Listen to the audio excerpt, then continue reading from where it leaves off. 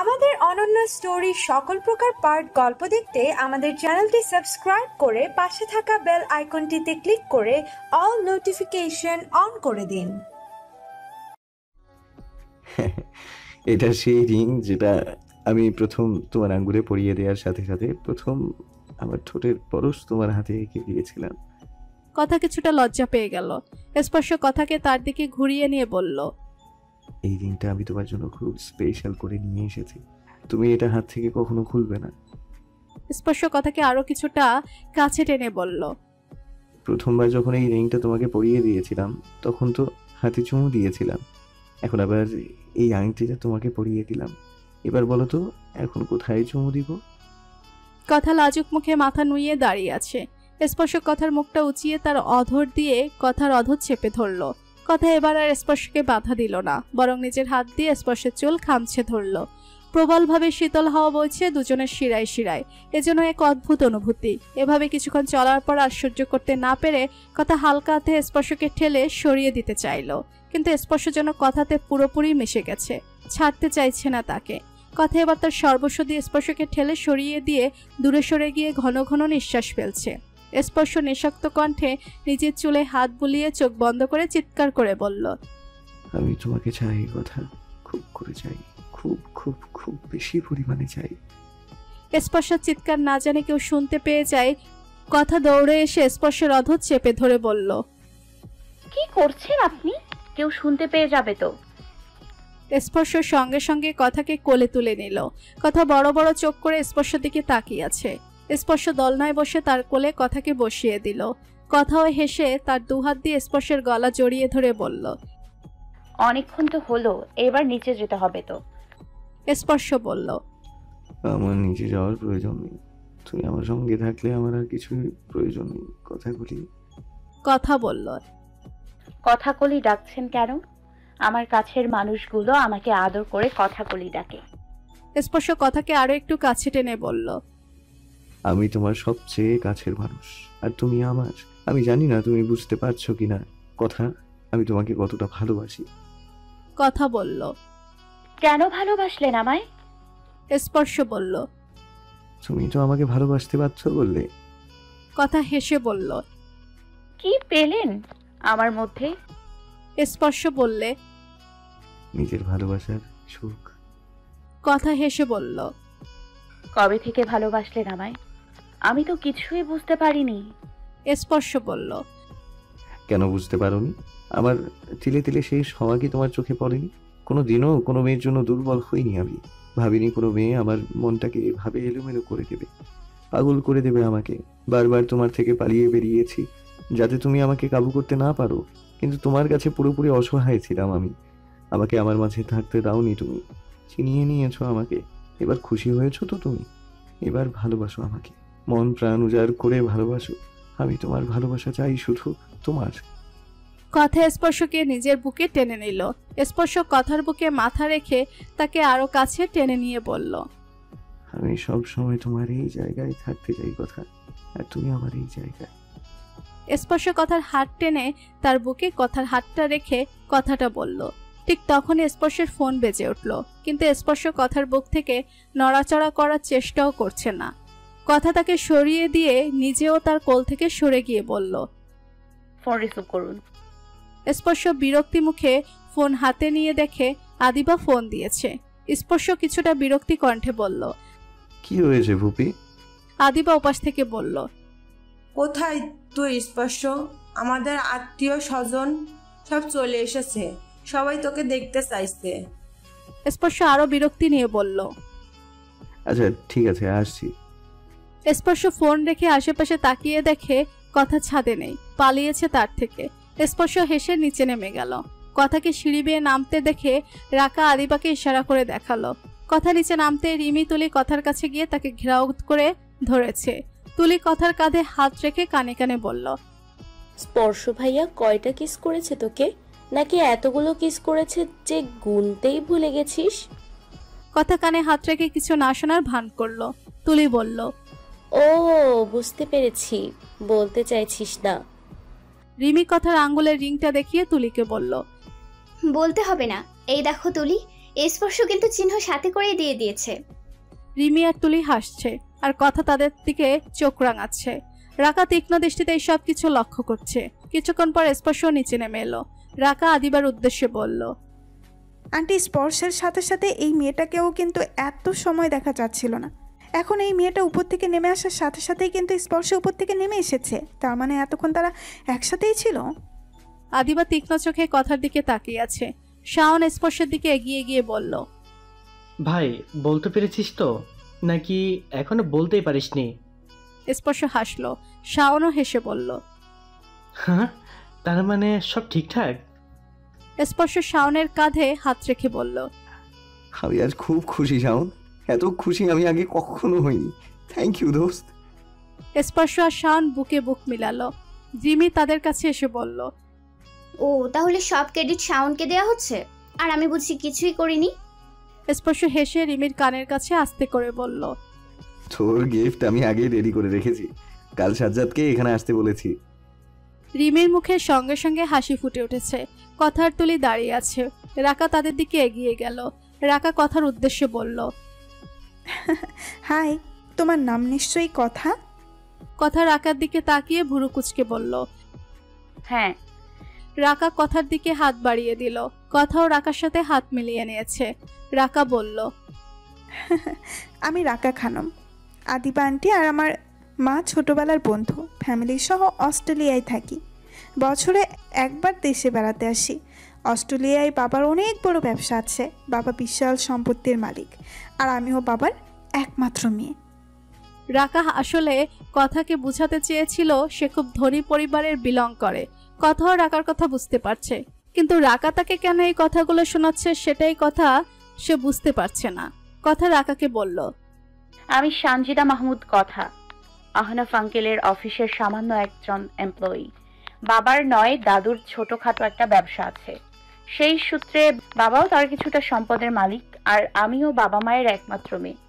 তুলি রাকার দিকে তাকিয়ে মুখ ভেঙচি কাটলো। রাকা বলল, হ্যাঁ, আমি তোমাকে চিনি। কথা হেসে বলল, কিন্তু আমি তোমাকে চিনি না। আশ্চর্য কথা, তুই ওকে চিনিস না, কিন্তু তুই এত সামান্য হয়েও কিন্তু ও তোকে ঠিকই চিনে। রাকা দাঁতে দাঁত চেপে তুলির দিকে তাকালো। তুলি হাসছে। ঠিক তখনই স্পর্শ সে কথার হাত ধরে বলল, কথা, এসো আমার সাথে। এই কথা বলে কথা কিছু বোঝার আগে স্পর্শ তাকে টেনে আদিবা শাহরিয়ার সামনে নিয়ে গেল। রাকাও তাদের পেছন পেছন গেল। স্পর্শ আদিবার সামনে গিয়ে কথার হাত ধরে বলল, ফুপি, তুমি বলেছিলে না আমার বিয়ে করার কথা? আমি বলেছিলাম আমি বিয়ে করব না, আর যদি বিয়ে করি তাহলে একজনকেই করব। স্পর্শ কথার হাত নিজের কাছে টেনে নিয়ে বলল, এই হলো সে, যে তোমার স্পর্শের মনে ভালোবাসা জাগিয়েছে, আর আমি শুধু ওকেই বিয়ে করব।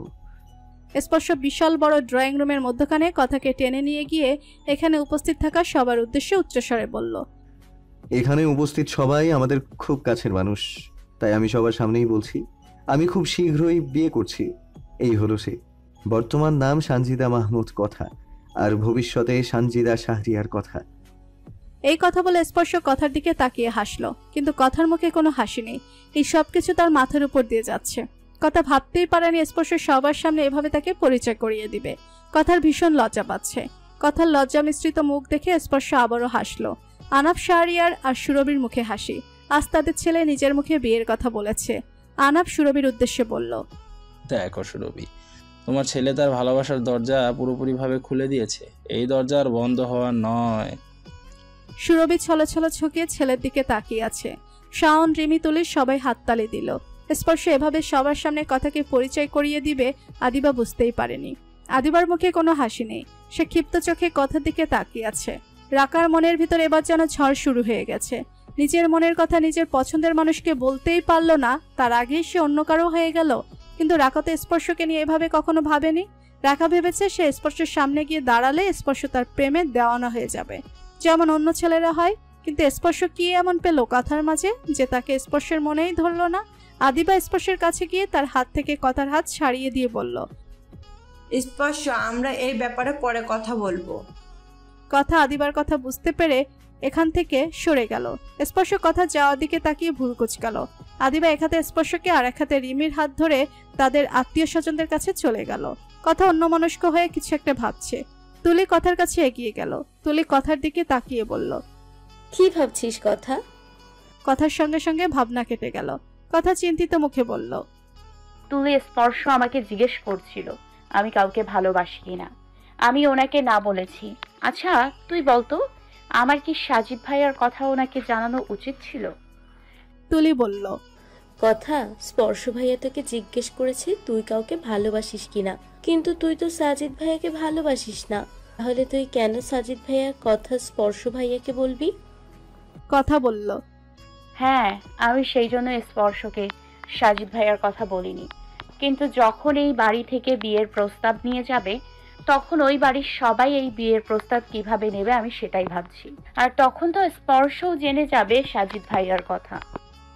তুলি কথার হাত ধরে বলল, কথা, তুই কেন এত চিন্তা করছিস? তুই সাজ্জাদ ভাইয়ের সাথে তোর আর স্পর্শ ভাইয়ার সম্পর্কের কথা শেয়ার কর। আর সাজ্জাদ ভাইয়া সবসময় চায় তুই যাতে ভালো থাকিস। সাজ্জাদ ভাইয়াই তোর বাড়ির সবাইকে ম্যানেজ করে নিবে। ঠিক তখনই শাওন তাদের কাছে এসে দাঁড়িয়ে বলল, কি ম্যানেজ করার কথা হচ্ছে এখানে? কথা শাওনের উদ্দেশ্যে বলল, শাওন, তুমি দেখেছো তোমার বন্ধু কেমন করলো? হঠাৎ করে সবার সামনে আমাকে নিয়ে যাওয়ার কি দরকার ছিল? এই বিষয়টা অনেকের কাছে ভালো নাও লাগতে পারে। আর তাছাড়া আমার কাছে মনে হয়েছে আদিবা আন্টির মনে হয় আমাকে খুব একটা পছন্দ হয়নি। শাওন বলল, এটা শুধু তুমি না, কথা আমরাও বুঝতে পেরেছি, কিন্তু স্পর্শ কোনো সময় এসবের ধার ধারবে না। ওর তোমাকে সবার সামনে পরিচয় করার দরকার ছিল, ও তাই করেছে। ও কোনো সময় অন্যের সিদ্ধান্ত অনুযায়ী চলে না। কথা কিছু বলল না, শুধু চুপ করে রইল। শাওন কথার দিকে তাকিয়ে হেসে বলল, কেন এই বিষয়টা নিয়ে এত আপসেট হচ্ছে কথা? আমার বন্ধুর জন্য তোমার আরো অনেক কিছুই ফেস করতে হবে।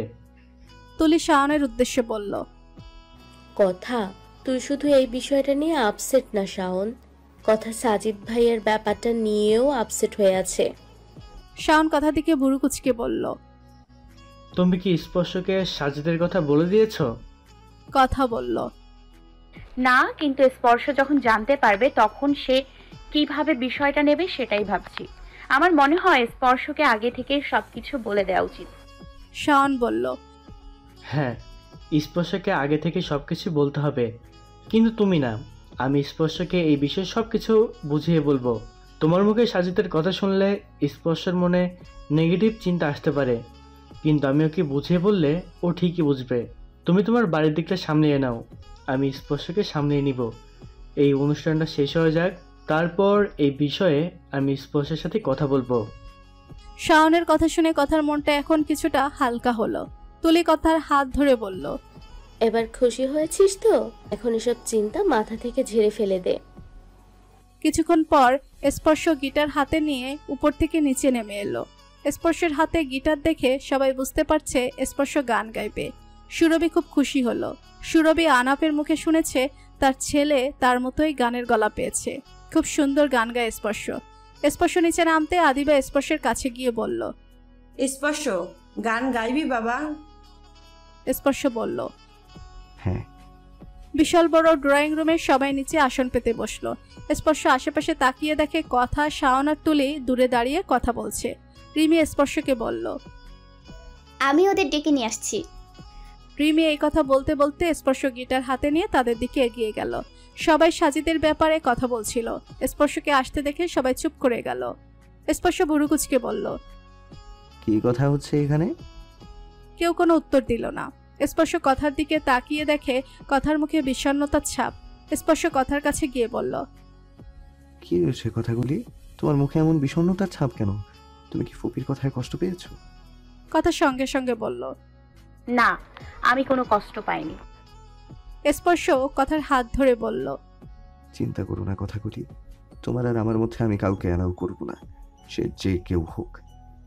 এই কথা বলে স্পর্শ কথার হাত ধরে শাওনকে বলল, শাওন, তুলিকে নিয়ে আয়। স্পর্শ কথার হাত ধরে সবার কাছে এগিয়ে গেল। কথাকে নিচে বসিয়ে দিয়ে নিজেও তার পাশে বসে পড়ল। আদিবা রাখা রুবিনা খানম তীক্ষ্ণ দৃষ্টিতে কথার দিকে তাকিয়ে আছে। স্পর্শ গিটারে সুর তুলল, সারা রাত ভোর চোখের ভেতর স্বপ্নে তোমার আনাগোনা, নেমে আসে ভোর, থাকে শুধু ঘোর, হাওয়ায় হাওয়ায় জানা শোনা।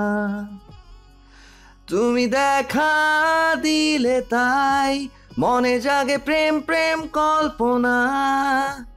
আমি তোমার হতে চাই, এটা মিথ্যে কোনো গল্প না। আমি তোমার হতে চাই, এটা মিথ্যে কোনো গল্প না। ও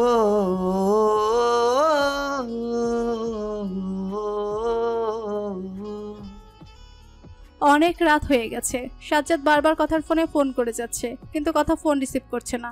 কথার পার্সের ভিতর তার ফোন, আর তার পার্সটাও সোফায় পড়ে আছে।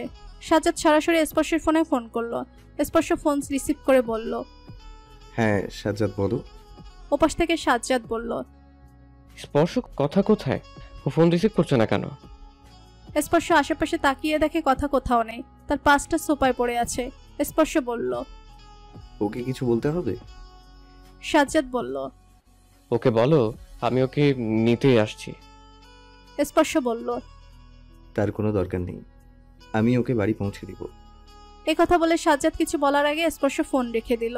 আদিবা তার রুমে কথাকে ডেকে পাঠিয়েছে। কথা আদিবার রুমে ঢুকতে আদিবা তার রুমের দরজা লক করে দিল। কথা আদিবার দিকে তাকিয়ে আছে। আদিবা কথাকে নিচ থেকে উপর পর্যন্ত ভালো করে দেখে বলল, এই মিডিল ক্লাস ফ্যামিলি মেয়েদের অন্য কিছু থাকুক বা না থাকুক, আল্লাহ তাদের এমন রূপ দিয়ে দেয় যে রূপকে পুঁজি করে তারা বড় লোকের ছেলেদের মাথা ঘুরতে সবসময় এক্সপার্ট থাকে। তাদের মতো মিডিল ক্লাস ফ্যামিলির ছেলেদের দিকে তাদের চোখ যায় না, চোখ যায় সবসময় উচ্চবিত্ত পরিবারের ছেলেদের উপর। তারপর কিছুদিন পর সংসার করার পর ভালোবাসার নাম করে নষ্টামি করতে চলে যায় অন্য পুরুষের সাথে। কথা বলল, ভুল বললেন আন্টি, ভালোবাসা আর নষ্টামি এক না। হ্যাঁ, জীবনে এমন এক সময় আসে যখন যে কেউ আবেগের বশে ভুল সিদ্ধান্ত নিয়ে ফেলে। এটা যে কেউ নিতে পারে, মিডল ক্লাস হোক বা আপার ক্লাস, আর তার সেই ভুলকে ভুলের চোখে দেখে ক্ষমা করে দেওয়া উচিত। আদিবা বলল, বাহ, শুধু তোর রূপের জোর নয়, কথারও জোর আছে দেখছি। সুরভির সব গুণগুলোই তোমার মধ্যে বিদ্যমান। তাই সুরভি যেমন আমার অপছন্দ, ঠিক তুমিও সেই রকম আমার অপছন্দ। কথা হেসে বলল, ঠিক আছে, সেটা আপনি আপনার স্পর্শকে বলে দেবেন। এই কথা বলে কথা চলে যেতে চাইলে আদিবা ক্ষিপ্ত কণ্ঠে কথাকে বলল, দাঁড়াও, কোথায় যাচ্ছ তুমি? আমার স্পর্শকে পুরোপুরি বসে এনে বলছো আমি স্পর্শ এই কথা বলবো? তুমি জানো স্পর্শ তোমাকে ছাড়বে না, তাই তোমাকে স্পর্শ জীবন থেকে চলে যেতে হবে। কথা জোর গলায় বলল, আমি ওনাকে কখনোই ছাড়তে পারবো না।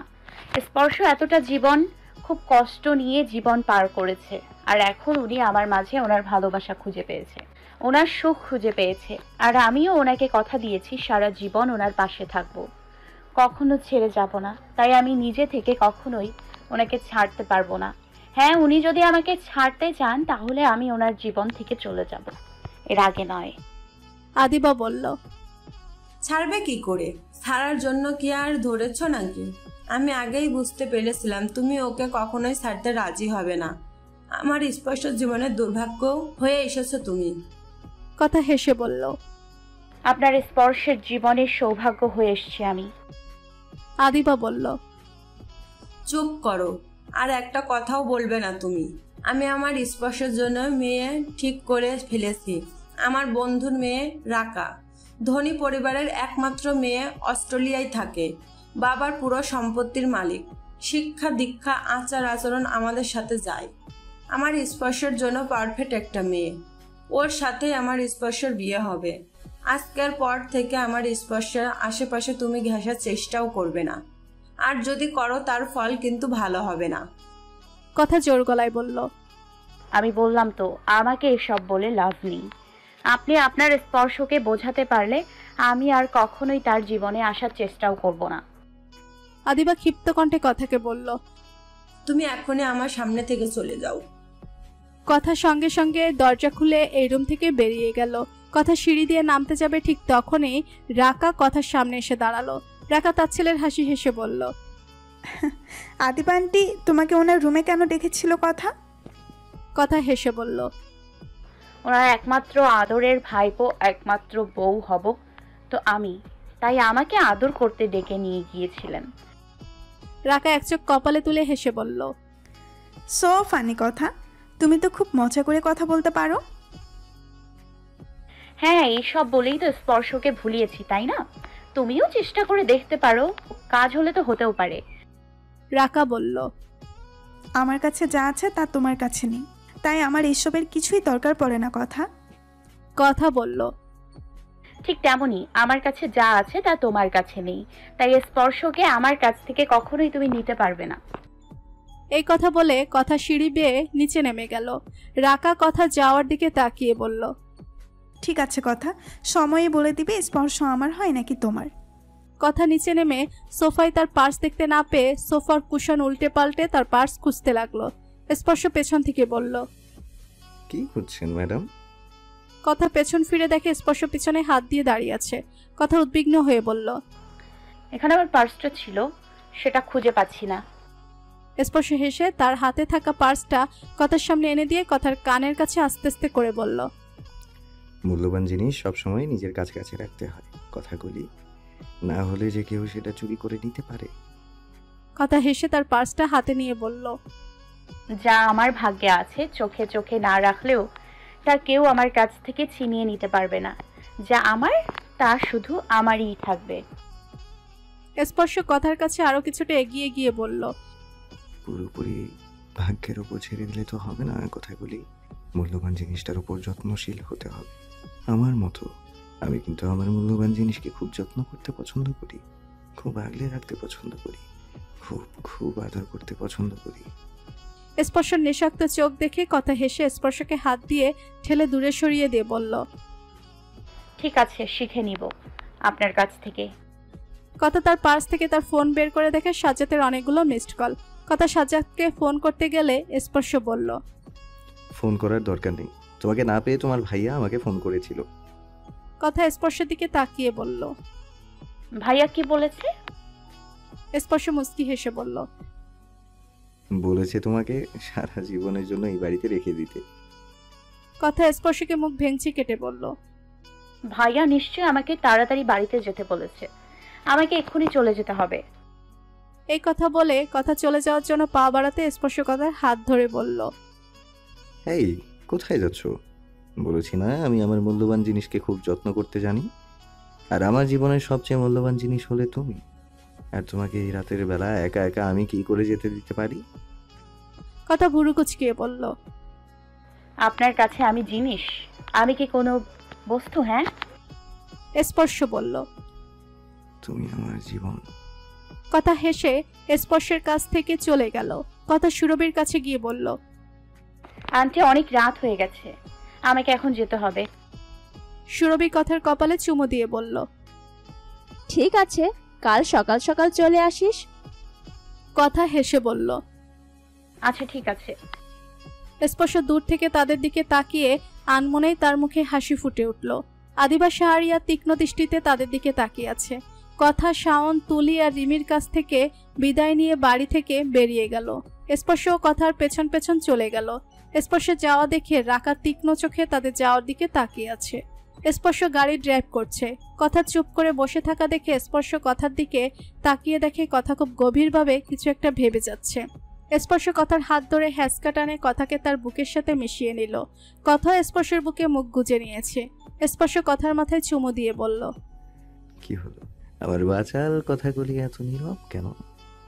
কথা স্পর্শের বুকে মুখ লুকিয়ে কাঁপা কাঁপা গলায় বলল, আপনি আমাকে ছেড়ে কখনো চলে যাবেন না তো? স্পর্শের সঙ্গে সঙ্গে গাড়ির ব্রেক টেনে গাড়ি থামিয়ে নিল। স্পর্শ কথার মুখটা তার বুক থেকে উঁচিয়ে দেখে কথার চোখে পানি। স্পর্শ উদ্বিগ্ন কণ্ঠে বলল, কি হয়েছে কথাগুলি? তোমাকে কেউ কিছু বলেছে? কে কি বলেছে আমাকে এক্ষুনি বলো। কথা আবার স্পর্শের বুকে মুখ গুজে দিয়ে বলল, আমাকে কেউ কিছু বলেনি। স্পর্শ আবারও কথার মুখটা উঁচিয়ে ধরে বলল, ফুপ্পি তোমাকে কিছু বলেছে তাই না? কথা চোখ নামিয়ে বলল। না। কথা বলে কথা স্পর্শের বুক থেকে সরে যেতে চাইলে স্পর্শ কথাকে আটকিয়ে বলল, এই বুক থেকে দূরে যাওয়ার চেষ্টাও করবে না কথাগুলি, আমি সইতে পারবো না।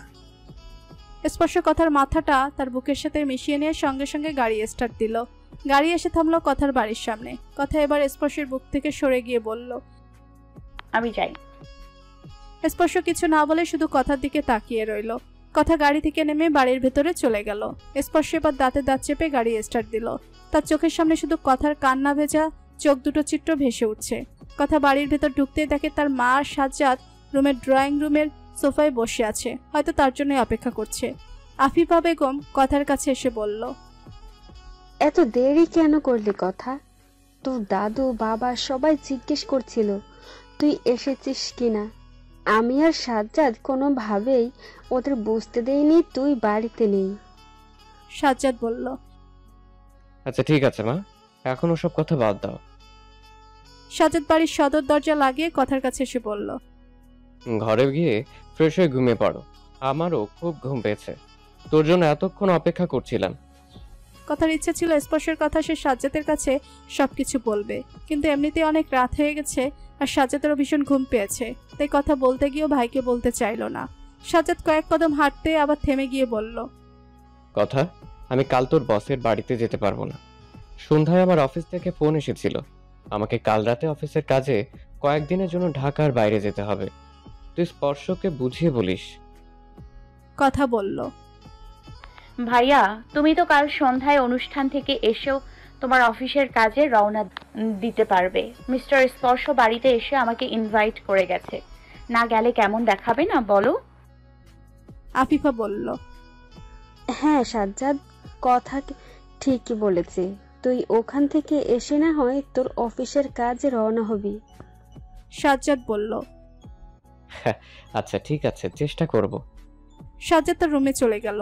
কথাও তার রুমে চলে গেল। রুমে গিয়ে কথা শাড়ি চেঞ্জ করে কামিজ পরে নিয়ে ওয়াশরুমে ঢুকে পড়লো ফ্রেশ হতে। কথা ওয়াশরুম থেকে এসে দেখে আফিফা বেগম তার বিছানায় বসে আছে। কথা টাওয়াল দিয়ে মুখ মুছতে মুছতে বলল, মা তুমি রুমে যাওনি? অনেক রাত হয়েছে, ঘুমিয়ে পড়ো। আফিফা কথার দিকে তাকিয়ে বলল, তোর হাতের এই বালাটা কে দিয়েছে কথা? কথার হাত থেকে সঙ্গে সঙ্গে টাওয়ালটা পড়ে গেল। কথা তার দুহাত পেছনে নিয়ে লুকিয়ে শুকনো ঢুক গেল। এই বালার কথা তো তার মাথা থেকে পুরোপুরিভাবে চলে গিয়েছিল। যদি তার এই বালার কথা মনে থাকতো তাহলে তো সে বাড়িতে ঢোকার আগে এই বালা হাত থেকে খুলে ফেলতো। আফিফা কথার সামনে দাঁড়িয়ে বলল, হাত লুকিয়ে ফেললি কেন? আফিফা নিজেই কথার হাত দুটো সামনে এনে বলল, এই বালা জোড়া তো আমার না, আর তোর কাছে তো কোনো বালা নেই। এই বালাগুলো অনেক দামি, সেটা দেখেই বোঝা যাচ্ছে। নিচেই তোর হাতের এই বালাগুলো আমার চোখে পড়েছিল, কিন্তু সাজ্জাদের সামনে কিছু বলতে চাইনি। কে দিয়েছে তোকে এই বালা? কথা কিছু বলতে চাইলে আফিফা বেগম তার আগেই বলল, মিথ্যে বলার চেষ্টাও করবি না। আমার মেয়ে মিথ্যে বললে তা আমি সহজেই বুঝতে পেরে যাই। কথা বলল, মিথ্যা বলার আমার প্রয়োজন নেই মা, আমি তোমাদের সবাইকে সবকিছু বলতাম, কিন্তু নিজে একটু তৈরি হয়ে তারপর বলতাম। আফিফা বলল, কি বলতিস? আর এই বালাগুলো তোকে কে দিয়েছে? কথা মাথা নিচু করে বলল, স্পর্শের মা দিয়েছে। আফিফা অবাক হয়ে কথার দিকে তাকিয়ে আছে। কথা মাথা নুয়েই চোখ জোড়া উপরে তুলে মাকে একবার দেখে আবার চোখ নামিয়ে নিল। আফিফা কথার দুহাত ধরে তাকে ঝাঁকুনি দিয়ে বলল, এভাবে তাকাচ্ছিস কেন? আমি কিছু বুঝতে পারছি না, সোজাভাবে কথা বল। কথা মাকে ধরে বিছানায় বসিয়ে বলল, সরি, আমি ভুলে গিয়েছিলাম। আমার মা একটা বোকা মহিলা, তাই তাকে সোজা করে বলেই বোঝাতে হবে। আফিফা রাগী দৃষ্টিতে তাকিয়ে বলল, ঢং কম করে বল কি হয়েছে।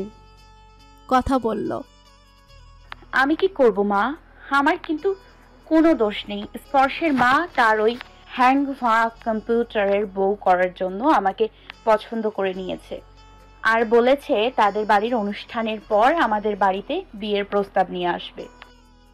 কথা একচোটে কথাগুলো বলে বড় করে একটা নিঃশ্বাস ফেলল। আফিফা অবাক চোখে কথার দিকে তাকিয়ে আছে। তিনি যেন বুঝতে পারছেন না তিনি মেয়েকে কি বলবেন। কথা মায়ের দিকে তাকিয়ে বলল, কিছু বলো মা। আফিফা বলল, কথা সাজিদ। আফিফা সাদিতের নাম নিতেই কথা তার মায়ের মুখ থেকে কথা কেড়ে নিয়ে বলল, আমি সাজিদ ভাইয়াকে বিয়ে করব না মা। আফিফা অসহায় কণ্ঠে বলল, বাড়িতে তুলকালাম ঘটে যাবে কথা। এখন এই বিয়েতে সবাই রাজি হয়ে গেছে, আর সাজিদকে কে সামলাবে? কথা মায়ের পায়ের কাছে হাঁটু গেড়ে মায়ের কোলে মাথা রেখে চোখ থেকে পানি ছেড়ে দিয়ে বলল, আমি কিছু জানি না মা, তবে আমি সাজিদ ভাইয়াকে বিয়ে করব না। আমি মেজো কাকিকে কথা দিয়েছি, আমি কি করে ওই কথা ফেলবো তুমি বলো মা। আফিফা মেয়ের কথা শুনে বলল, মানে তুই সায়রাকে কি কথা দিয়েছিস? ওই দিন রাতে ছাদে দাঁড়িয়ে কথা আর সায়রার মধ্যে কথাগুলো কথা তার মায়ের সাথে সব শেয়ার করলো। আফিফার এবার খুব রাগ হচ্ছে। এত কিছুর পরও সায়রা তার মেয়েকে নিজের ছেলের বউ হিসেবে পছন্দ করছে না। কথা তার মায়ের দিকে তাকিয়ে তার হাতটা ধরে বলল, মা আমি বুঝতে পারছি তোমার খুব রাগ হচ্ছে, কিন্তু তুমি একটু বোঝার চেষ্টা করো মা। মেজো কাকি হয়তো তার ছেলের বউ হিসেবে আমার থেকে আরো ভালো কাউকে চায়, আর এটাতে তার পুরোপুরি অধিকার আছে মা। মেজো কাকি তো আমাকে এমনিতেও অনেক ভালোবাসে, আর ভালোবাসে বলেই যে আমাকে তার ছেলের বউ হিসেবে পছন্দ করতে হবে এমন তো কোনো কথা নেই। তুমি কি চাইবে বলো তোমার অপছন্দের কোনো মেয়ে ভাইয়া বিয়ে করে আনুক? চাইবে না তো বলো। আফিফা বলল, আমি তো সেটাই বলছি, আমার মেয়ে কোনো দিক দিয়ে সায়রার অপছন্দ হওয়ার কারণ। কথা বলল, মা তোমার মেয়েকে যে সবাই পছন্দ করতে হবে এমন তো কোনো কথা নেই, তাই না? তুমি মেজো কাকির উপর রাগ করো না মা। আমি মেজো কাকিকে কথা দিয়েছি আমি সাজিদ ভাইয়াকে বিয়ে করব না। আমার মন বলে আমি মেজো কাকিকে কষ্ট দিয়ে সাজিদ ভাইয়াকে নিয়ে কখনোই সুখী হতে পারবো না। তোমাদের মেয়ে সুখী হোক তোমরা চাও না বলো? আমি মনে মনে প্রতিজ্ঞা করেছি, তোমরা যদি আমাকে অন্য কোথাও বিয়ে নাও দাও তারপরেও আমি সাজিদ ভাইয়াকে বিয়ে করব না। আফিফা বলল, ঠিক আছে, আমার মেয়ে যদি এই বিয়েতে রাজি না হয় তাহলে আমিও এই বিয়েতে রাজি না। কথা খুশি হলো। আফিফা আবার চিন্তিত মুখ করে বলল, কিন্তু তোর অফিসের বসের সাথে তোর বিয়ে কিভাবে সম্ভব? ওরা কত বড় লোক, তোর বাবা দাদু কাকারা কেউ এই বিয়েতে রাজি হবে না। ওদের সমাজ আর আমাদের সমাজ পুরোপুরি আলাদা। কত বড় বড় মানুষদের সাথে ওদের ওঠা বসা, আমরা ওদের সাথে পাল্লা দিয়ে পারবো না মা। কথা বিরক্তি ভাব নিয়ে বলল, মা তুমি কি বলছো? বড় লোকটাতে কি হয়েছে তুমি জানো না মা? ওনারা খুব ভালো মনের মানুষ, বড় লোকই অহংকার ওনাদের মধ্যে একদমই নেই। আফিফা বলল, কিন্তু স্পর্শকে দেখে আমার অনেক রাগই মনে হয় ছেলেটা সব সময় রেগে থাকে। মুখে হাসি ফুটলেও মনে হয় হাসিটাও নকল। মায়ের কথা শুনে কথা হেসে ফেলল। কথা মাকে বলল, মা তোমার কি একদমই স্পর্শকে ভালো লাগে না? ঠিক আছে, আমার মায়ের যে ছেলেকে পছন্দ না আমি সেই ছেলেকে বিয়ে করব না।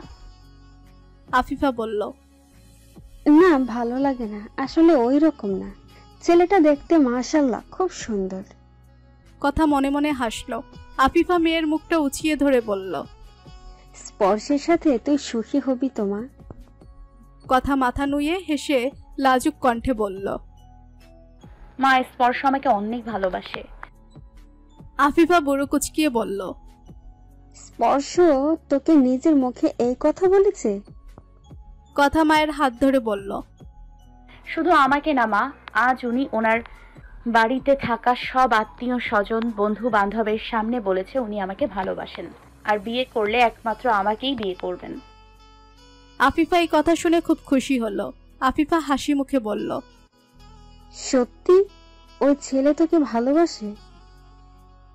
কথা হেসে মাথা নুয়ে মায়ের দিকে হাতের রিংটা দেখিয়ে মাথা নেড়ে বলল, আফিফা বেগম মেয়ের হাতের রিংটার দিকে তাকিয়ে হেসে বলল, আচ্ছা ঠিক আছে, তোর বাবার মুখের উপর আমি কোনো দিনও কোনো কথা বলিনি, কিন্তু আমার মেয়ের সুখের জন্য আমাকে যা করতে হয় আমি করব। তবে তার আগে আমি তোর ছোট কাকুর সাথে এই বিষয়ে কথা বলবো। একমাত্র তোর ছোট কাকুই পারবে তোর বাবা দাদুকে মানাতে। কথা মায়ের কপালে একটা চুমু দিয়ে বলল।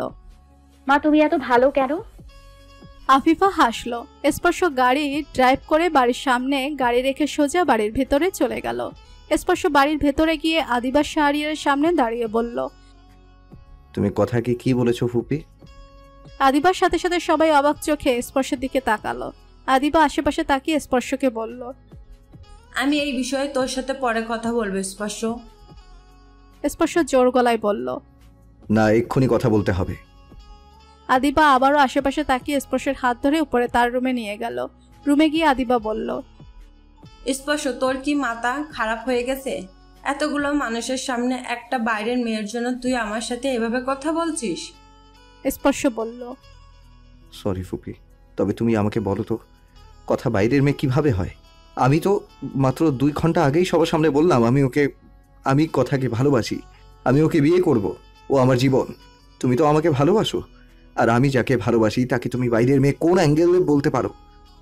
আদিবা বলল, স্পর্শ এখন বাড়িতে আমাদের সব আত্মীয় স্বজন আছে, এখন এই সব কথা বলার সময় নয়।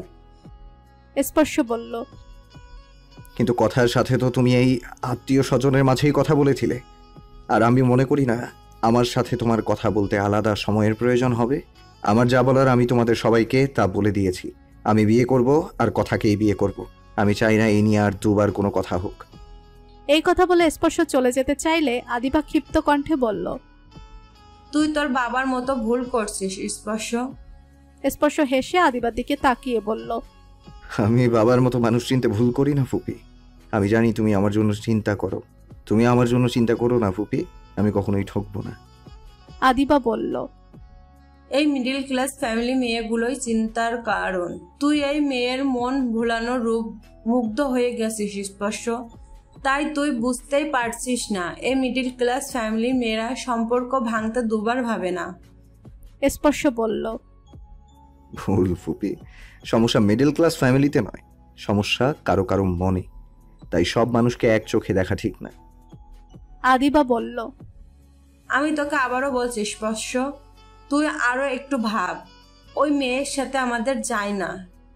স্পর্শ হেসে বলল, আমি তো তোমাদের চিন্তা করিনি ফুপি, আমি আমার চিন্তা করেছি। আমি কথার মাঝে আমার সুখ খুঁজে পেয়েছি। আমি কি করে কথাকে ছাড়বো বলো? আর ভাবার কথা বলছো? অনেক ভেবেছি, আমি রীতিমতো নিজের সাথে যুদ্ধ করেছি, কিন্তু হেরে গেছি আমি। এতে ওর কোনো দোষ নেই, ও জানতোই না আমি ওকে এতটা ভালোবাসি। আর যখন জেনেছে তখন ও আমাকে কথা দিয়েছে ফুপি, ও সারা জীবন আমার পাশে থাকবে। তাই আমারও আর কোনো কিছু ভাবার দরকার নেই। এই কথা বলে স্পর্শ রুম থেকে বেরিয়ে গেল।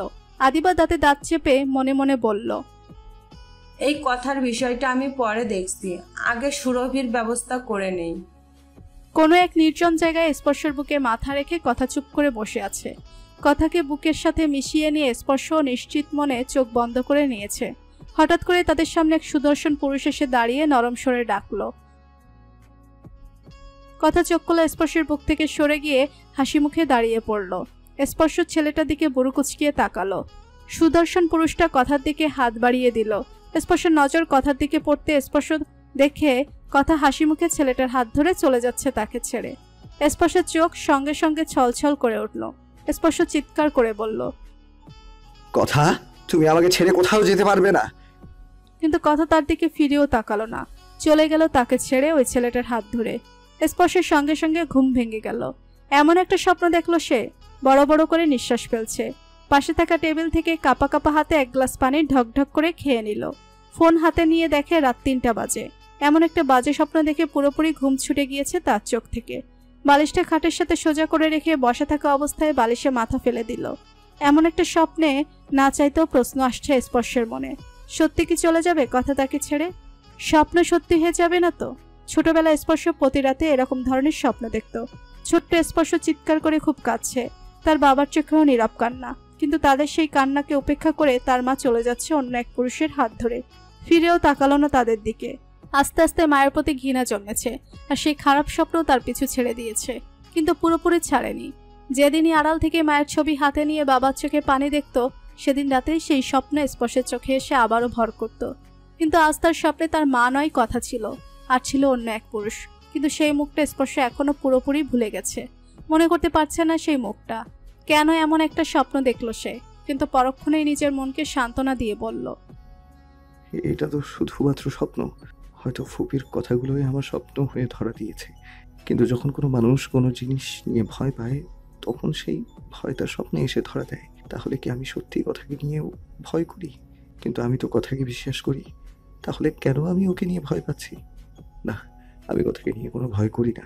কথা আমাকে ছেড়ে কখনো যাবে না। কিন্তু তবুও স্পর্শের মন অশান্ত হয়ে আছে। স্পর্শ ফোন হাতে নিয়ে কথার ফোনে ফোন করলো। ঘুম ঘুম চোখে কথা ফোনের দিকে তাকিয়ে দেখে স্পর্শের ফোন। কথা ফোন রিসিভ করে ঘুম ঘুম কণ্ঠে বলল, হ্যালো। কথার ঘুম ভরা কণ্ঠস্বর যেন স্পর্শের কাছে খুব লোভনীয় লাগছে। স্পর্শ মুখে হাসি ফুটিয়ে বলল, ঘুমিয়ে আছো কথা? কথা ঘরের দিকে তাকিয়ে দেখে রাত 3টা বাজে। কথা কিছুটা বিরক্তি নিয়ে বলল, না, অনলি অন আহরার শাহরিয়ার স্পর্শ আমাকে প্রপোজ করেছে। সেই আনন্দে এই মাঝরাতে 2 হাত পা তুলে নাচছি। স্পর্শ উচ্চস্বরে হাসলো। স্পর্শ বলল, অনলি অন সানজিদা মাহমুদকে প্রপোজ করেছি, তাই সে হাত পা তুলে নাই নাচতে পারে। কিন্তু অন্য কোনো মেয়েকে যদি প্রপোজ করতাম, তাহলে আমাকে পাওয়ার আনন্দে তার ঘুম আরাম হয়ে যেত, আর সে ঠিকই সারা রাত হাত পা তুলে নাচতো। কথা বলল, আফসোস হচ্ছে নাকি? স্পর্শ বলল, কখনো না, এখনো হচ্ছে না, আর ভবিষ্যতেও হবে না। অনলি অন স্পর্শের জন্য অনলি অন কথাকেই প্রয়োজন। কথা বলল, আমার ঘুম পেয়েছে, ফোন রাখুন। স্পর্শ বলল, ঘুম চোখ থেকে ঝেড়ে ফেলে দাও কথা। আমার মন অশান্ত হয়ে আছে, তোমার কণ্ঠস্বর আমাকে শান্তি দেয়, বুঝো না তুমি? কথা বড় একটা শ্বাস ফেলে শোয়া থেকে উঠে বসলো। বালিশটা খাটের সাথে ঠেসে তাতে মাথা ফেলে দিয়ে বলল, এখনো কেন এত অশান্ত আপনার মন? আমাকে বলুন কিভাবে আপনার মন শান্ত হবে? স্পর্শ বলল, তুমি যতদিন পর্যন্ত পুরোপুরি আমার না হচ্ছ, ততদিন পর্যন্ত আমার মন শান্ত হবে না কথা। কথা নীরবে হাসলো, বলল, আমাকে পুরোপুরি ভাবে পাওয়ার আগে তো ভালো করে ঘুমোতে হবে আপনার। আমাকে কাছে পেয়ে ঘুমোতে পারবেন তো আপনি? স্পর্শ এক চোখ কপালে তুলে হেসে বলল, নটি গার্ল, কি বললে তুমি? আবার বলো। কথা হেসে ফোন রেখে দিল। স্পর্শ আবার কথাকে ফোন করলো, কিন্তু কথা ফোন রিসিভ করছে না। স্পর্শ তার ফোনে কথার একটা ছবি বের করে নিজের নেশাক্ত চোখের সামনে মেলে ধরে বলল, আমাকে শান্ত করার জন্য আমি তোমাকে ফোন করেছিলাম, আর তুমি কি করলে? আমাকে আরো অশান্ত করে দিলে। খুব দুষ্টু মেয়ে তুমি কথা। ঠিক আছে, খুব শীঘ্রই তোমাকে আমি আমার কাছে নিয়ে আসবো, তখন দেখবো কতটুকু দুষ্টুমি করতে পারো তুমি আমার সাথে। স্পর্শ কথার ছবিতে চুমু দিয়ে নিজের বুকের সাথে ফোনটা চেপে ধরলো। কথা বারান্দায় দাঁড়িয়ে ভাবছে সাজ্জাতের সাথে সে এক্ষুনি কথা বলে নেবে। কথা তার রুম থেকে বেরিয়ে সাজ্জাতের রুমে চলে গেল। সাজ্জাতের রুমে গিয়ে দেখে সাজ্জাত তার রুমে নেই। কথা মায়ের কাছে এসে বলল, মা, ভাইয়া কোথায়? আফিফা বলল, অফিসে গেছে। কথা ভুরু কুচকে বলল, কিন্তু অফিসের সময় তো আরো অনেক বাকি, আজ এত তাড়াতাড়ি চলে গেল? আফিফা বলল, হ্যাঁ, অফিসে নাকি কিছু কাজ পড়ে আছে। আজ রাতেই তো অফিসের কাজে বাইরে যাবে, তাই যাওয়ার আগে কাজটুকু সারতে গিয়েছে। কথা নিরাশ হয়ে ঘরে ফিরে এলো। ঘরে এসে দেখে তার ফোন বাজছে। ফোন হাতে নিয়ে দেখে স্পর্শ ফোন করেছে। কথা ফোন রিসিভ করলো। হ্যালো। ওপাশ থেকে ঘুম ঘুম কণ্ঠে স্পর্শ বলল, জান বলে ডাকো কথাগুলি। কথা এক চোখ কপালে তুলে বলল, আপনি এখনো ঘুমে? স্পর্শ বলল, ভেবেছিলাম তো তুমি এসে আমার ঘুম ভাঙাবে, কিন্তু তুমি তো এলে না। কথা হেসে বলল, তাড়াতাড়ি উঠুন, আজ বাড়িতে অনেক কাজ আছে। আঙ্কেল একা সব সামলাতে পারবে না, শাওন এসছে। স্পর্শ বলল, রাতে আমি তোমার এতটুকু কথা শুনেই ঘুমাতে পারিনি, আর শাওন তো প্র্যাকটিক্যালি সব পাচ্ছে। সেই বেচারা এত সকালে কি করে উঠবে বলো তো? কথা বলল, চুপ করুন, আর ঘুম থেকে এক্ষুনি উঠুন, আমি শাওনকে ফোন দিচ্ছি। এই কথা বলে কথা ফোন রেখে দিল। স্পর্শ হেসে বলল, হ্যাঁ, ফোন দাও কথাগুলি। 2 দিন পর তো এই বাড়ির দায়িত্ব তোমাকেই নিতে হবে, আগে থেকে নিলে সমস্যা কোথায়? স্পর্শ বিছানা থেকে উঠে সোজা ওয়াশরুমে ঢুকে পড়ল। কিছুক্ষণ পর স্পর্শ ওয়াশরুম থেকে এসে দেখে রাকা তার ঘরে এটা ওটা ঘাটাঘাটি করছে। রাকা কাল রাতে এই বাড়িতেই ছিল। আদিবা রাকাকে যেতে না দিয়ে নিজের কাছে রেখে দিয়েছিল। স্পর্শ বিরক্তি মুখে বলল, এক্সকিউজ মি, আমার অনুমতি না নিয়ে আমার ঘরে কেউ হুটহাট ঢুকে পড়া আমি সেটা পছন্দ করি না। তুমি মনে হয় বুঝতে পারোনি আমি তোমাকে কি বলতে চাইছি। রাকা হেসে বলল, আমি তোমার কথা বুঝতে পারছি স্পর্শ, কিন্তু আমি এই রুম থেকে যেতে চাইছি না। আসলে আগে পরে তো এই রুমটা আমারই হবে, তাই ভালো করে রুমটা পর্যবেক্ষণ করে এসেছি। স্পর্শ হাতে ঘড়ি পড়তে পড়তে বলল, আমি আসলে মানুষের ইনিয়ে বিনিয়ে কথা কম বুঝি, কথাটা বুঝিয়ে বললে খুশি হব। রাকা বলল, হ্যাঁ, আমিও সোজা সবটা বলতে চাই স্পর্শ। আসলে আমি তোমাকে খুবই পছন্দ করতাম। সেই পছন্দটা আস্তে আস্তে ভালোবাসায় রূপ নিয়েছে, আর সেই ভালোবাসাকে সফল করতে আমার আর তোমার বিয়ে হওয়া প্রয়োজন। স্পর্শ উচ্চস্বরে হেসে বলল, তোমার ভালোবাসাকে সফল করতে হলে তো আমার ভালোবাসাকে বিফলে দিতে হবে মিস রাকা খানম। রাকা বলল, তোমার ভালোবাসা ভালোবাসা নয় স্পর্শ, এটা শুধুমাত্র তোমার মোহ। আসলে তোমার মতো ছেলেরা ওই থার্ড ক্লাস মেয়েদের কখনো ভালোবাসতেই পারে না। ওরা শুধু তাদের মন ভুলানো রূপের জাদু দিয়ে তোমাদের মতো ছেলেদের মনে মোহ সৃষ্টি করতে পারে। স্পর্শ ক্ষিপ্ত কণ্ঠে বলল, আই সে আউট। তুমি শুধু শুধুই আমার উপর রাগ করছো স্পর্শ। তুমি হয়তো আমার কথাটা বুঝতে পারছো না, তাই আমার কথাটা মানতে পারছো না, কিন্তু একদিন তুমি আমার কথাটা বুঝতে পারবে, আর সেদিন তুমি আমার কথাটা মেনেও নিবে। আমি সেই দিনটারই অপেক্ষায় রইলাম। স্পর্শ চিৎকার করে বলল, আউট। রাকার সঙ্গে সঙ্গে স্পর্শের রুম থেকে বেরিয়ে গেল। স্পর্শ তার ফোন হাতে নিয়ে রিমিকে ফোন করে বলল, হ্যালো রিমি, তাড়াতাড়ি বাড়িতে চলে আয়, আর আসার সময় কথাকে সঙ্গে করে নিয়ে আসবে। আমি বারবার ওর বাড়ির সামনে যাওয়াটা খারাপ দেখায়। রিমি হেসে বলল, বুঝতে পেরেছি, তোর কাজটা আমাদের দিয়ে করিয়ে নিচ্ছিস। স্পর্শ বলল, আরে ঘুরে আয় না একটু শ্বশুর বাড়ি থেকে, তাতে কি হলো? ফোন রাখ বাদর ছেলে। স্পর্শ হেসে ফোন রেখে দিল। রিমিকে দেখে কথা খুব খুশি হলো। কথা তার পরিবারের সবার সাথে রিমির পরিচয় করিয়ে দিল। সবাই রিমিকে দেখে খুব খুশি হয়েছে। রিমিকে খুব আদর যত্ন করছে। কথা তার দাদুর কানে কানে গিয়ে বলল, দেখো তো দাদু, তোমার বড় নাত বউ হিসেবে এই মেয়েটাকে পছন্দ হয় কিনা। আজিম মাহমুদ ভুরু কুচকিয়ে কথার দিকে তাকালো। কথা আজিম মাহমুদকে ইশারা দিল। আজিম মাহমুদ রিমির দিকে তাকিয়ে কথার কানে কানে বলল,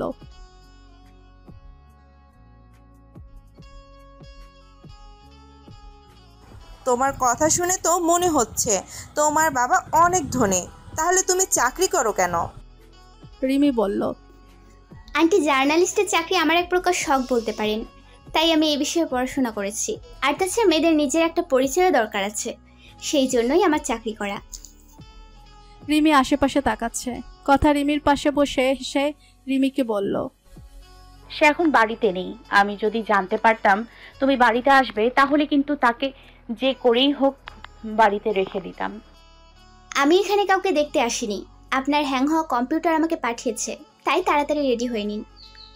রিমি কথাকে ভেঙ্গিয়ে বলল। কথা আর রিমি দুজনেই হাসলো। দুপুর হয়ে গিয়েছিল, তাই আফিফা টেবিলে খাবার বেড়ে রিমিকে হাত ধরে টেবিলে বসিয়ে দিয়ে বলল, আজ দুপুরে এই গরিবের বাড়িতে খেতে হবে মা, না করতে পারবে না।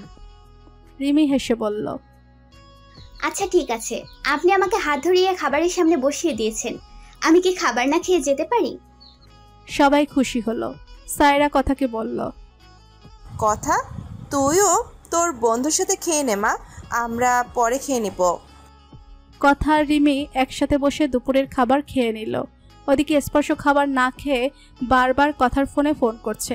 কথার ফোন উপরে তার রুমে থাকায় ফোন অনবরত বেজে যাচ্ছে। স্পর্শ রিমির ফোনে ফোন করতেই রিমি ফোন রিসিভ করে বলল, হ্যাঁ স্পর্শ বল। স্পর্শ বলল, কোথায় তোরা? আমরা খাবার না খেয়ে বসে আছি তোদের জন্য। রিমির মুখটা চুপসে গেল। এখন স্পর্শকে কি বলবে? যদি বলে তারা খেয়ে নিচ্ছে, তাহলে তো স্পর্শ রেগে যাবে, আর না বললে স্পর্শ শাওন আর তুলি এত সময় না খেয়ে বসে থাকবে। স্পর্শ বলল, কি হলো, কথা বলছিস না কেন? ওই স্টুপিড মেয়েটা কোথায়? ফোন রিসিভ করছে না কেন? রিমি আমতা আমতা করে বলল, স্পর্শ আমরা তো এখানে খেয়ে নিচ্ছি আসলে। টু টু টুট। স্পর্শ সঙ্গে সঙ্গে ফোন রেখে দিল। কথা রিমির দিকে তাকিয়ে বলল, কি হয়েছে? রিমি সবার সামনে স্পর্শের এই পাগলামের কথা বলতে চাইল না। রিমি বলল, না কিছু না। খাবার খেয়ে রিমি আর কথা উপরের তার রুমে চলে গেল। কথা খুব সুন্দর একটা লেহেঙ্গা পরে নিল, তার সাথে গর্জিয়াস কিছু ম্যাচিং জুয়েলারি। রিমি কথাকে রেডি হতে সাহায্য করছে। কথা চুলে খোপা করে সেজেগুজে তৈরি হয়ে নিল। রিমি কথাকে উপর থেকে নিচ পর্যন্ত দেখে বলল, you look so gorgeous.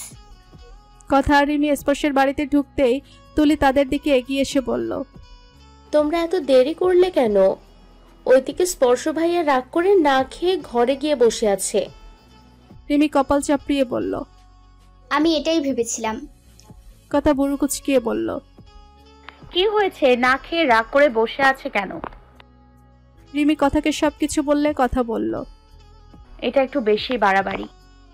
Rimi বলল, ওর কোন জিনিসটা বাড়াবাড়ি নয় বলো? শাওন কথার কাছে গিয়ে বলল, রাকা ম্যাম স্পর্শের রুমে খাবার নিয়ে গেছে, কিন্তু স্পর্শ তো খাবে না। তুমি ওর রুমে যাও। কথা একমাত্র তুমি গেলেই স্পর্শ খাবার খাবে। কথা বলল, কিন্তু ওনার রুমে যাওয়া আমার ঠিক হবে না শাওন। অনেকের চোখে বিষটা খারাপ লাগতে পারে।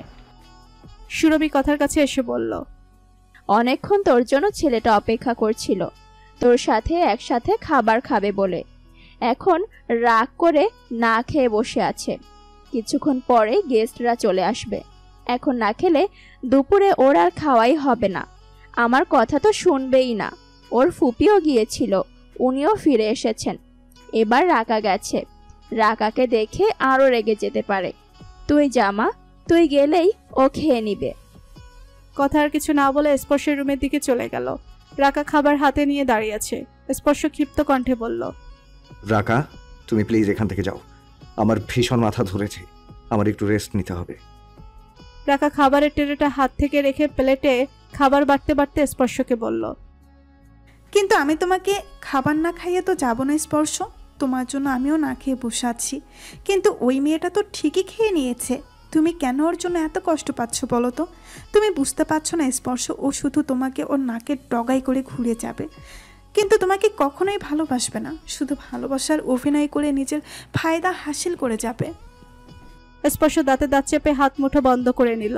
রাকা খাবারের প্লেট তার সামনে নিয়ে যেতে স্পর্শ খাবারের প্লেট ফেলে দেওয়ার উদ্দেশ্যে হাত ছুটতে কথা এসে তার হাত ধরে ফেলল। স্পর্শ কথার দিকে তাকিয়ে আছে।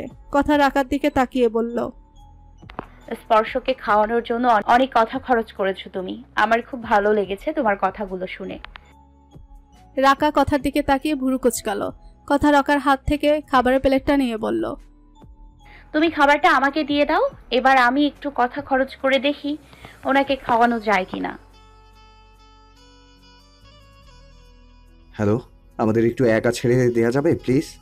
রাকা স্পর্শের দিকে তাকিয়ে বলল, স্পর্শ তুমি আমার কথা শোনো।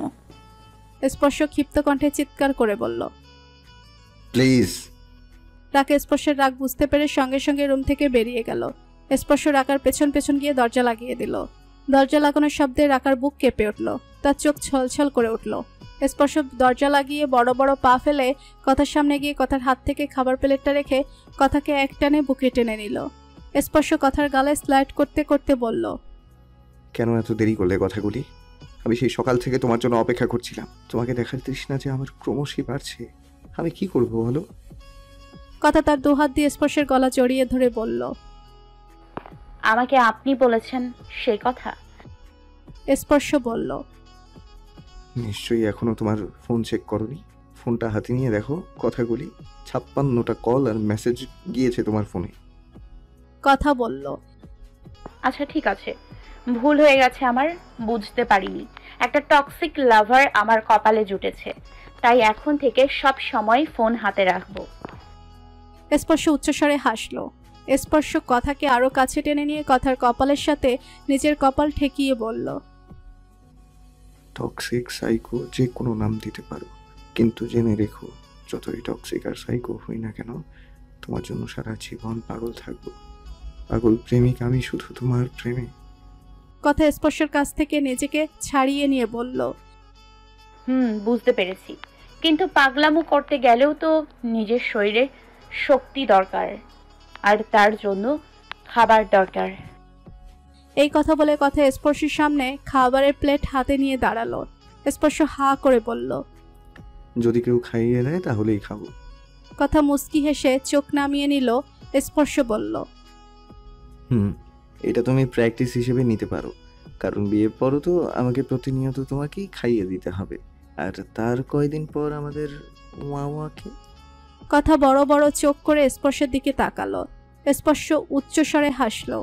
স্পর্শ কথার হাত ধরে বিছানায় বসিয়ে দিয়ে নিজে তার পায়ের কাছে হাঁটু গেড়িয়ে বসে বলল, এবার খাইয়ে দাও। এই কথা বলে স্পর্শ হা করলো। কথাও হেসে তাকে নিজের হাতে খাইয়ে দিল। স্পর্শ খেতে খেতে দুষ্টমি করে বলল, আরে আজ মনে হয় রাধুনি রান্নাতে মরিচের বদলে মধু মিশিয়ে দিয়েছে। খাবারটা খেতে এত মিষ্টি লাগছে কেন?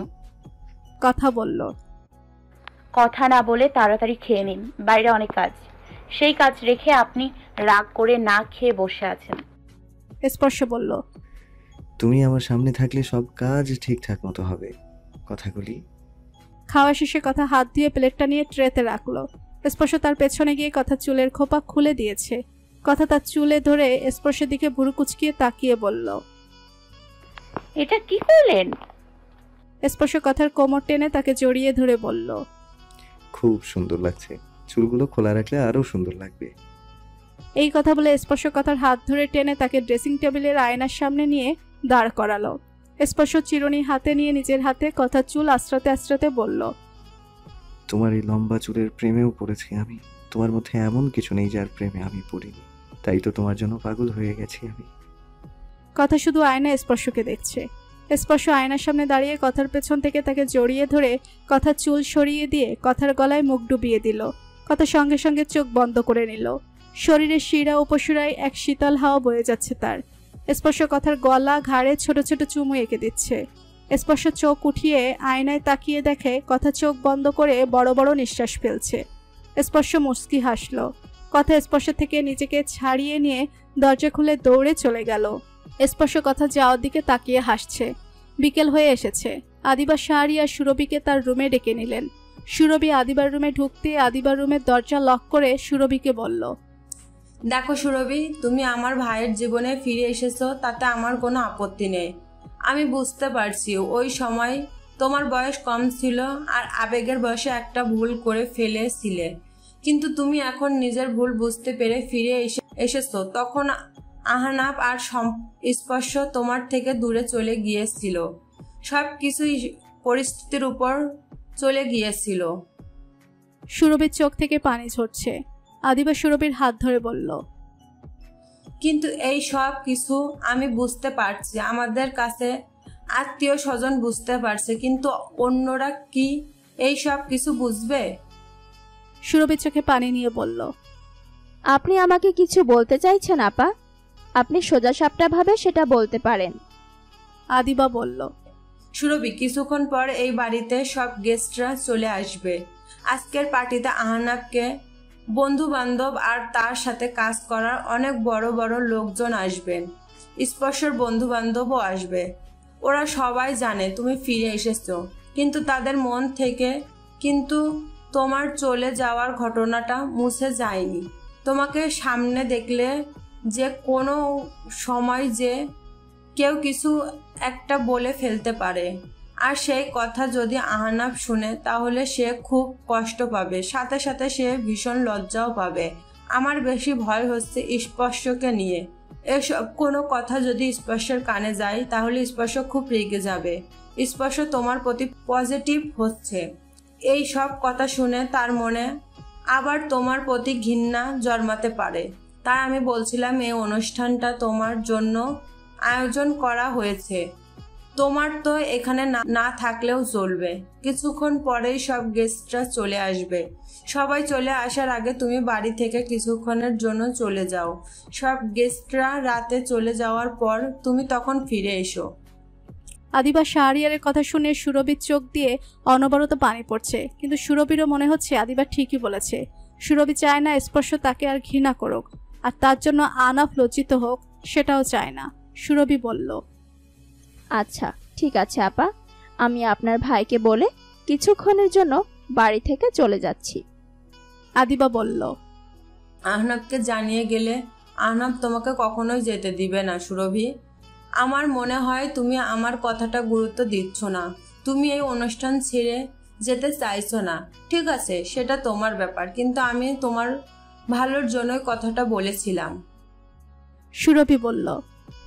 না আপা, আমি আপনার কথা বুঝতে পারছি, আপনি ঠিকই বলেছেন। আচ্ছা ঠিক আছে, আমি আহনাফকে না বলেই যাব। আহনাফ আমার কথা জিজ্ঞেস করলে কিছু একটা বলে দিবেন। আদিবা বলল। কিছুক্ষণই তো ব্যাপার, এই অনুষ্ঠানের তো সব গেস্টদের মধ্যে আহনাব তোমার খোঁজ করবে না, আর যদি করে তাহলে আমি কিছু একটা বলে দিব। তুমি তোমার ফোনটা বন্ধ করে নিও। সুরভি বলল। আচ্ছা ঠিক আছে, আমি তাহলে যাই। সুরভি আদিবার রুম থেকে বেরিয়ে সোজা বাড়ির বাইরে বেরিয়ে গাড়িতে উঠে পড়ল। কথা উপরে বারান্দায় দাঁড়িয়ে সাজ্জাদকে তাড়াতাড়ি আসতে বলে ফোন রাখতেই দেখে সুরভি গাড়িতে উঠে বসেছে। কথা ভুরু কুচকিয়ে সঙ্গে সঙ্গে সুরভিকে আটকানোর জন্য দু হাতে লেহেঙ্গাটা উঁচিয়ে ধরে দৌড় দিল। কথাকে দৌড়ে সিঁড়ি বেয়ে নামতে দেখে আদিবা শাড়ির আর কথার পেছন পেছন নেমে গেল, কারণ আদিবা জানে কথা সুরভিকে আটকানোর জন্যই দৌড়ে যাচ্ছে। কথা দৌড়ে গিয়ে দেখে সুরভির গাড়ি বাড়ি থেকে বেরিয়ে গেছে। কথা অন্য একটা গাড়ির দরজা খুলে গাড়ির ড্রাইভারকে বলল সুরভির গাড়ির পিছু ধরতে। কথার খুব চিন্তা হচ্ছে, সুরভির জন্য আহনাফ এত সুন্দর একটা অনুষ্ঠানের আয়োজন করেছে, স্পর্শ এই অনুষ্ঠান নিয়ে খুশি। সুরভি যদি কোনো কারণে এই অনুষ্ঠানে না থাকে তাহলে সবকিছু ভেস্তে যাবে, বাবা ছেলে দুজনেই খুব কষ্ট পাবে। কথা গাড়িতে উঠে বসতে গেলে আদিবা সুরভির হাত ধরে আটকিয়ে বলল। কোথায় যাচ্ছ কথা? কথা তাড়াহুড়ো করে বলল। বাড়িতে অনুষ্ঠান রেখে আন্টি এখন কোথায় যাচ্ছে? আদিবা বলল। আহনাফের জন্য গিফট আনতে। কথা ভুরু কুচকে আদিবার দিকে তাকালো। আদিবা মুখে হাসি ফুটিয়ে বলল। আমি আর সুরভি জানতে পেরে গেছি তোমরা আহনাফ আর সুরভির ম্যারেজ অ্যানিভার্সারি অনুষ্ঠানটা সারপ্রাইজ হিসেবে তৈরি করছো। সুরভি এটা জানতে পেরে খুব আফসোস করছিল, তাই সে আহনাফের পাঠানো গিফট আনতে গেছে। তুমি চিন্তা করো না, সুরভি কিছুক্ষণের মধ্যেই চলে আসবে। কথা মনে মনে বলল। আন্টি জানতে পেরে গেল, কিন্তু কিভাবে? আদিবা বলল। এত চিন্তা করার কিছু নেই, যাও বাড়ি ফিরে যাও, এখনই সব গেস্টরা চলে আসবে, তাদের রিসিভ করতে হবে। কথার কিছু না ভেবে বাড়ির ভিতরে চলে গেল। কথাকে যেতে দেখে আদিবা স্বস্তির নিঃশ্বাস ফেলে মনে মনে বলল। তোমার সব দিকে নজর, তাই না কথা? আমারও সব দিকে নজর। আমি তোমার সম্পর্কে সব খোঁজ খবর নিয়েছি। সুরভি পুরনো প্রেমিক আরিফ মাহমুদ তোমার আপন চাচা। এক ডিলে দুই পাখি মারবো আমি, সুরভি আর কথা, আর সেই খেলাটা তোমাকে দিয়েই খেলবো। আদিবা কুটিল হাসি হাসলো। সন্ধ্যা হয়ে গেছে, গেস্টদের আসা শুরু হয়ে গেছে। আদিবা তাকিয়ে দেখে সব গেস্টের হাতে গিফট বক্স। রুবিনা আদিবার কানে কানে বলল। আদিবা, সব গেস্টদের হাতে তো গিফট দেখতে পাচ্ছি, তাহলে কি আহনাফ সবাইকে ম্যারেজ অ্যানিভার্সারি উপলক্ষে দাওয়াত দিয়েছে? আদিবা রমেশকে ডেকে বলল। রমেশ, একটা ইনভাইটেশন কার্ড নিয়ে এসো তো দেখি, এতে কি লেখা আছে। রমেশ একটা ইনভাইটেশন কার্ড এনে আদিবার হাতে দিল। আদিবা কার্ডটা খুলে দেখে কার্ডে বড় বড় অক্ষরে লেখা আছে সেলিব্রেশন ম্যারেজ অ্যানিভার্সারি, আর তাতে আহনাফ আর সুরভির নামও দেওয়া আছে। আদিবা দাঁতে দাঁত চেপে বলল। আহনাফ, আমি যে জন্য সুরভিকে বাড়ি থেকে বিদায় করেছি তুই ঠিক সেটাই করলি, সবাইকে ম্যারেজ অ্যানিভার্সারি ইনভাইটেশন কার্ড পাঠালি। রুবিনা বলল। আশ্চর্য আদিবা, বাড়িতে এত বড় একটা অনুষ্ঠান হচ্ছে অথচ তোকে সেই বিষয়ে কিছুই জানানো হলো না, অথচ তোকে বলা হলো তোর জন্য এই অনুষ্ঠানের আয়োজন করা হয়েছে। আদিবা কথা কাটানোর উদ্দেশ্যে বলল। আসলে কালকে অনুষ্ঠানটা মনে হয় আহনাফ আমার জন্য আয়োজন করেছিল, কারণ কাল তো আমার সব আত্মীয় স্বজন বন্ধু বান্ধব এসেছিল। রুবিনা আদিবাকে থামিয়ে দিয়ে বলল। ভাইয়ের দোষ ঢাকার চেষ্টা করিস না দিবা, ঠিক আছে তোর কথা মেনে নিলাম, কিন্তু তোকে তো এইসব কিছুই জানানোর দরকার ছিল, বিষয়ে কিছু জানানো দরকার ছিল, কিন্তু তুই জানিস না, অথচ বাইরের সব মানুষ ঠিকই জানে। আসলে হানাফ বুঝতে পারলো তুই সুরভিকে পছন্দ করিস না। তুই এই অনুষ্ঠানের কথা জানতে পারলে অমত করতে পারিস, তাই হানাফ তোকে এই বিষয়ে কিছুই বলেনি। আদিবা বলল, আহনাব যদি সেটাই ভেবে থাকে তাহলে তো আমি ঠিক সেটাই করেছি। সুরভিকে ভুলভাল বলে বাড়ি বাইরে পাঠিয়ে দিয়েছি। এখন না সুরভি আছে আর না এই অনুষ্ঠান সম্পূর্ণ হবে। আহনাব সবার সামনে লজ্জিত হবে, আর এটাই বড় বোন হিসেবে ওকে দেওয়া আমার শাস্তি।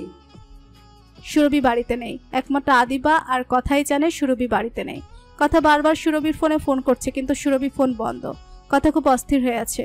তুলি আর রিমি সুরভিকে সাজানোর উদ্দেশ্যে সুরভির রুমে গিয়ে দেখে সুরভি নেই। তুলি আর রিমি পুরো বাড়িতে সুরভিকে খুঁজলো, কিন্তু কোথাও সুরভি নেই। সুরভিকে খুঁজতে খুঁজতে তারা বারান্দায় এসে দেখে কথা অস্থির হয়ে বারবার কাউকে ফোন করে যাচ্ছে। রিমি কথার কাছে গিয়ে বলল,